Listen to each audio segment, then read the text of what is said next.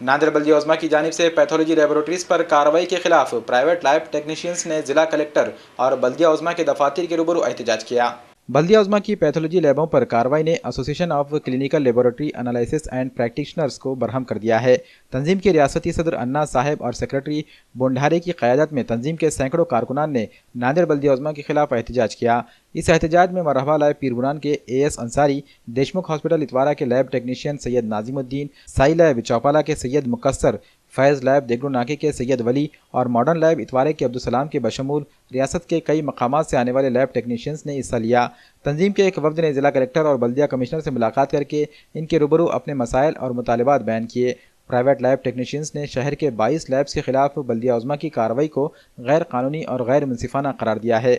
इनका इल्ज़ाम है कि कारपोरेट लैब्स के दबाव में इनके खिलाफ ये कार्रवाई की गई है। तंजीम का कहना है कि कार्रवाई से कबल इन लैब्स मालिकिन को कोई नोटिस नहीं दी गई। इन्होंने इल्ज़ाम लगाया कि जिन मुद्दों को वजह बताकर प्राइवेट लैब्स को बंद किया गया है वही मुद्दे सरकारी दवाखाने के लैब टेक्नीशियंस पर लागू होना चाहिए, लेकिन ऐसा नहीं किया गया।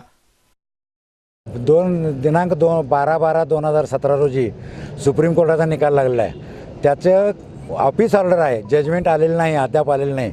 त्या ऑफिस ऑर्डरची कॉपी घेऊन पॅथॉलॉजिस्ट लोक कलेक्टर सगळ्या कलेक्टरना सगळ्या आयुक्तांना निवेदन दिलेत। त्या निवेदनाचा आधार घेऊन काही लोक आम्हाला हॅरेस करायचा प्रयत्न करतात। पण एक लक्षात ठेवायला पाहिजे, या लोकांनी आमचं पॅरामेडिकल काउन्सिल झालेलं आहे आणि गव्हर्नमेंटच्या लोकांना एक कायदा नाही, आम्हाला एक काजूगाला एक कायदा असं होऊ शकत नाही। कायदा असला तर सगळ्यांना समान असतोय किंवा सगळ्यांना नसतोय तरी। आणि अजून या निकालाची जजमेंट आलेली नाही, सविस्तर कॉपी आलेली नाही। ऑफिस ऑर्डर आहे, ऑफिस ऑर्डरमध्ये असं म्हटलं आहे मेडिकल काउन्सिल ऑफ इंडिया यांचं कंटेन्शन म्हणजे म्हणणं सुप्रीम कोर्टानं मान्य केलं आहे। सुप्रीम मेडिकल काउन्सिल ऑफ इंडियाचं म्हणणं तर असं आहे की आमचं DMLT आमच्या पर्व्ह्यूमध्येच येत नाही, आमच्या अखत्यारीत येत नाही। मग आता त्यांचं ते म्हणणं घ्यायचं काय कारण आहे, आमचं पॅरामेडिकल काउन्सिलच झालेलं आहे। त्यांचं मेडिकल काउन्सिल ऑफ इंडिया असेल तर आमचं पॅरामेडिकल काउन्सिल ऑफ महाराष्ट्र आहे। त्यामुळे महाराष्ट्रात कोणतीही अडचण येईल असं मला वाटत नाही। इव्हन सुप्रीम कोर्टाचा निकाल जरी आला तर त्यात स्टेट ऑफ महाराष्ट्र वगळलं जाईल किंवा आधीचे कायदे रद्द करणार नाहीत, म्हणजे महाराष्ट्राला वगळलं जाईल। आणि कंटेम्प्ट पिटिशन दाखल केलं ते 2009 साली पॅथॉलॉजिस्टने।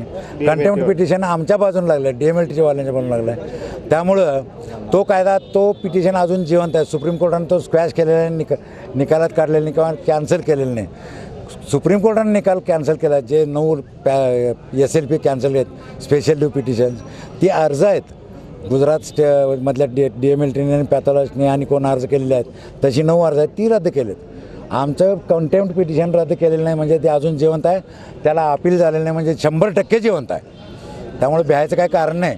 आपले नांदेडला आता 21 लोकांवर कारवाई केली, 22 लोकांवर कारवाई केली, ते खूप मोठा अन्याय आहे। कारण की तुम्ही DMLT BSc DMLT या तुम्ही लॅब चालू शकत नाही असं आयुक्त साहेब म्हणतात आणि त्यांच्या 7 महानगरपालिकेच्या लॅब आहेत, ते BSc DMLT वाले सह्या करून रिपोर्ट देतात।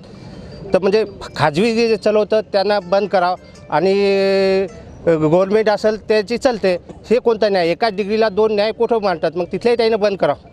आमचं असं विनंती आहे, आम्हाला जसं बंदची नोटीस दिली तिथल्या बंद करा, आयुर्वेदिक कॉलेजची बंद करा। महाराष्ट्र एड्स कंट्रोल चालू असते सिव्हिल हॉस्पिटल आहे, तिथे BSc DMLT वालाच टेक्निशियन देतो। महाराष्ट्र एड्स कंट्रोल ते एड्सचे जे रिपोर्ट आहेत तो बी टेक्निशियन देतो। TB PCR टेस्ट आहे, TB ट्युबरक्युलोसिस महाराष्ट्र शासनाची, त्याच्यावरही BSc DMLT वाल्याची टेक्निशियनची सही आहे, ते रिपोर्ट यांना चालतात, आयुक्ताच्या अंडरमधले हे सगळे चालतात। आणि RHPSCला BSc DMLT वाले याचे रिपोर्ट सगळे चालतात, कारण की ते गव्हर्नमेंट सर्व्हंट आहेत म्हणून का आम्ही प्रायव्हेट करतो, नाही तर मग आम्हाला नोकऱ्या देऊन टाका गव्हर्नमेंटमध्ये सगळ्याला। आमचे BSc DMLT आहे, 30 डिग्री आहे, गव्हर्नमेंट शासनाकडून शिकलेलो। तर कोणतं कॉमन असल्यावर तुम्ही एकाला एक नाही आम्हाला एक नाही कसा? तुम्ही डायरेक्ट नोटीस काढल्या मग तुमच्या 7 लॅबा बंद करा। मैं नांदेड़ के लोगों से ये आह्वान करता हूं कि हम जो लैब टेक्नीशियन का जो प्रोग्राम है कलेक्टर ऑफिस में हमने एक निवेदन भी दिया है। अभी आज जो नांदेड़ के जो पैथोलॉजिस्ट है हमारे बारे में जो अगेंस्ट में प्रोग्राम चला रहे हैं, हमारी बदनामी कर रहे हैं पेपर के ज़रिए, तो मेरी दिल से अवाम से इल्तिजा है कि आप ये गैर ज़रूरी गलत फहमी में मत रहिए। इंशाल्लाह बहुत जल्दी हमारा प्रोग्राम सक्सेस हो जाएगा। हमारे भाई लोग हमारे यूनियन के पूरे महाराष्ट्र से यहाँ पर सिर्फ हमारी एक आवाज़ पर जमा हुए और हमेशा इंशाल्लाह इस सक्सेस में काम करेंगे। लेकिन लोगों से मेरी दिल से इल्तिजा है कि आप कोई भी गलत फहमी में मत रहिए। हर चीज़ को यहाँ तक के कुछ लोगों को मैनेज करके ये काम कर रहे हैं। हमारी दिल से इल्तिजा है, क्यों तो आप लोग अगर हमारे को जानते हैं तो आप सोचते हैं कि सुबह से शाम तक हम आपके घर पर आकर दिल से खिदमत अंजाम देते हैं, तो वही खिदमत अंजाम देने का आगे भी हमको मौका दीजिए, इंशाल्लाह हम हमेशा आपको मौका देंगे। आज नांदेडसारख्या भागामध्ये जे मलेरिया डेंग्यूने मरणाऱ्या रुग्णांची संख्या आहे ही फार कमी आहे। त्याचं कारण असं आहे की मुंबईमध्ये जर समजा जर 4 ते 5 लोक मेली, 100-200 जर लोक मेली, तर नांदेडमध्ये फक्त 4-5 मरतात। त्याचं कारण असं आहे की छोट्या छोट्या लॅबमध्ये त्यांचं डायग्नोसिस होतं, त्यांना वेळेच्या वेळेला ट्रीटमेंट मिळते, कमी पैशामध्ये मिळते। जेव्हा पॅथॉलॉजिस्टचे जे रेट्स आहेत आणि त्याच्यामध्ये टेक्निशियनचे रेट आहे त्याच्यामध्ये फार मोठा तफावत आहे। ज्या टेस्टसाठी टेक्निशियन 200 रुपये घेतात त्या टेस्टला पॅथॉलॉजिस्ट 500 ते 550 रुपये घेतात। काय अशा बऱ्याचशा टेस्ट आहेत की ज्या फक्त आम्ही पॅथॉलॉजिस्टकडे करतो। जे स्पेशल वर्क आहे ज्याच्यामध्ये निदान कॅन्सरचं होतं, ज्याच्यामध्ये टीबीचं निदान होतं, ते आजही पॅथॉलॉजिस्टकडेच होतं। आमच्याकडे जे वर्क होतं ते सगळं वर्क इन्स्ट्रुमेंट बेस होतं। समजा की इन्स्ट्रुमेंट बेस म्हणजे कसं की दळण टाकला आणि खालून पीठ काढून घेतलं, त्याच कन्सिडरनी CBC जर सॅम्पल रन केलं तर ते इन्स्ट्रुमेंट जे रिपोर्ट देतो ते रिपोर्ट आम्ही पेशंटला देतो। आणि ही जी टेस्ट आहे हीच टेस्ट मी केली म्हणून खाली सही असते, त्याची जी सही आहे। आणि याच्यामध्ये शासनाला जर गुन्हा नोंदवायचा आहे किंवा शासनाला जर काही केस करायची आहे तर रुग्णांनी जर काही आमच्याविषयी कंप्लेंट केली असेल तर शासनाने बिंदास करावं। पण शासनाने जे नांदेड महानगरपालिकेनं जे घेतलेले डिसिजन आहे त्याच्या अगेन्स्ट संपूर्ण महाराष्ट्र आहे। त्याचं कारण एक सांगतो की हा जो कायदा आहे हा सुप्रीम कोर्टाने भारतासाठी दिलेला कायदा आहे, बरोबर आहे। त्याच्यामध्ये पॅथॉलॉजिकल वर्क हे पॅथॉलॉजिस्टनी करावं असं दिलेलं आहे। पण जेवढ्या लॅबचं त्यांनी बोर्ड ज्यांना लेटर दिलेले आहेत त्यांच्या बोर्डवरती क्लिनिकल लॅब असं लिहिलेलं आहे, पण जे पत्र दिलं त्याच्यावर पॅथॉलॉजी लॅब असं नाव दिलेलं आहे। म्हणजे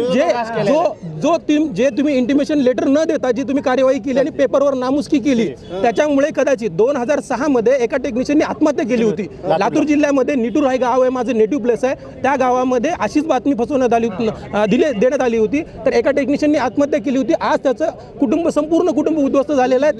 त्याचे जे घरातली लोक आहेत तर ते बिगारी काम करतात काय, आणि त्या गावाचंही फार चांगलं झालं नाही। त्या गावामध्ये जवळपास मागच्या 1.5 वर्षामध्ये मलेरियामुळे जवळपास 60 ते 70 लोक मेलेली आहेत। तो एकटा टेक्निशियन काम करत होता आणि अतिशय कमी रेटमध्ये काम करत होता। तर माझी शासनाला नम्र विनंती, माझी शासनाला नांदेडच्या महानगरपालिकेला नम्र विनंती आहे की नांदेडच्या महानगरपालिकेने किमान या टेक्निशियनचा विचार नाही केला तर किमान या जनतेचा तरी विचार करावा की शासनाकडे हे इतकी टेक्निशियनची मॉब आहे का की जर उद्याच्याला जर मलेरिया जर फैलला सगळ्या नांदेडमध्ये, जर डेंग्यू फैलला तर त्याच्यासाठी काम करण्यासाठी महानगरपालिकेची पूर्ण यंत्रणा तयार आहे का?